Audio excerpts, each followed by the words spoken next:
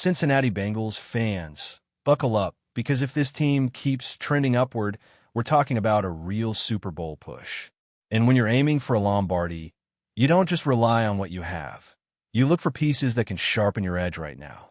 With Buffalo coming up next Sunday and the Ravens right after that, this stretch is absolutely massive. Our defense has stepped up big in recent weeks, and they deserve credit. But championship runs are built on depth, and adding the right names at the right time can change everything. And one name that fits perfectly into what the Bengals need, Christian Wilkins. The guy is still on the market, he's healthy, and he plays with that interior fire we've been missing at times. This defense has held up well lately, but the Bills' run-heavy attack is coming. And Wilkins is exactly the kind of interior disruptor who can plug gaps, blow up running lanes, and bring pressure from the middle. That inside push would make life a whole lot easier, especially with the injuries we've dealt with on the edge.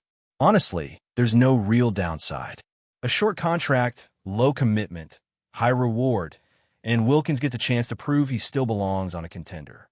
It's a win-win. Before listening to the latest news, subscribe to the channel, like it, and don't forget to press the bell icon. Let's move on to the new news. Now, let's talk weapons. Because if we're being real, the wide receiver room outside of Jamar Chase and T. Higgins has been a roller coaster. Yoshi flashes, then disappears. Jermaine Burton has been, well, disappointing. And Mitchell Tinsley, man, I love the talent, the energy, the potential, but he's still fighting for consistency. So adding a veteran wide receiver 3? Not a crazy idea at all. A steady presence who knows how to get open, find soft spots in coverage, and give Joe Burrow another trustworthy outlet could be exactly what unlocks this offense in the final stretch. Someone who doesn't need to be a star, just reliable, just clean, just professional. And that's why the Bengals should absolutely explore bringing in someone who can give this offense veteran stability while the young guys continue to develop. Because when the postseason hits, every single snap matters. Now look, some names out there might not feel like blockbuster moves, but when you're chasing a playoff run, you can't ignore upside. Take Brandon Cooks, for example. Not the flashiest option, but adding a veteran presence to stabilize the receiver room isn't the worst idea in the world. And on the defensive side, the Bengals could still use help in the secondary. Marcus Williams is available, but honestly, he doesn't feel like the perfect fit. A guy who intrigues me a lot more is Justin Simmons. Yes, he's still sitting in free agency. Yes, when a player of his caliber is available this late, it makes you wonder why. But you know what? At this stage, it's about calculated risk, and Simmons brings leadership, range, and veteran instincts that could instantly boost the back end of this defense. This is that time of year where contenders stop overthinking. You either sit still and hope, or you push chips forward and take your swing. The Bengals are clearly leaning toward the latter. If you're serious about the postseason, you stop worrying about draft positioning. You stop protecting hypothetical picks. You build the strongest roster possible for right now. And if that's the mindset, there are more names worth considering. Zadarius Smith is surprisingly still on the market. That a veteran pass rusher who can still win reps, still collapse pockets, still make quarterbacks uncomfortable. Adding another weapon to help Trey Hendrickson and the rest of the front would make this defense even more dangerous. And then there's Stephon Gilmore. He's older, no question. But the real question is whether experience and technique can still outweigh age. For a team that has dealt with inconsistency in the secondary, even an older corner with his IQ could provide stability in specific matchups. When you're in the thick of a playoff hunt, every move matters.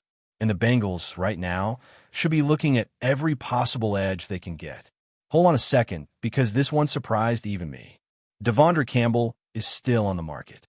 He's not the same player he was at his peak, but the fact that he's available this late is interesting, especially for a Bengals team that's leaning heavily on young linebackers.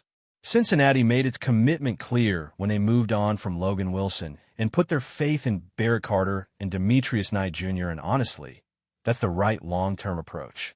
These two are the future of the linebacker room. They need snaps, they need reps, and they need to develop in real time. But adding a veteran linebacker as insurance? That's not a bad idea at all. Someone like Kazir White brings experience, physicality, and situational value. Campbell could provide leadership and stability, even if it's in limited action. These aren't players who come in and take over. They're players who help your young core grow while giving you depth for a playoff push. And trust me, I didn't expect to like these options before digging into them, but there are actually some solid veteran pieces sitting in free agency right now. No stars, no saviors, just smart football additions who can step in for spot snaps and give you quality when you need it most. And then I stopped because something jumped off the screen. Tyler Boyd. Yes, Tyler Boyd is still out there. The heart, the hands, the reliability. A player who knows this offense better than almost anyone and has delivered in countless big moments. Seeing his name still available makes you think, makes you wonder, and makes you question whether a reunion might actually be the quiet, perfect move this team hasn't considered yet. A last-minute reunion? Honestly, probably not. But the idea of bringing back a true slot receiver, someone who already has chemistry with Joe Burrow, isn't crazy at all. The Bengals need a reliable WR3 right now. A player who understands Burrow's timing, knows where to sit in soft zones, and is already familiar with Zach Taylor's system. It wouldn't be a flashy move, not even close, but it would be smart, efficient, affordable. A move that quietly strengthens the offense without reshaping the roster. And that's really all this conversation is about. Possibilities. It's a quiet Sunday with no Bengals game.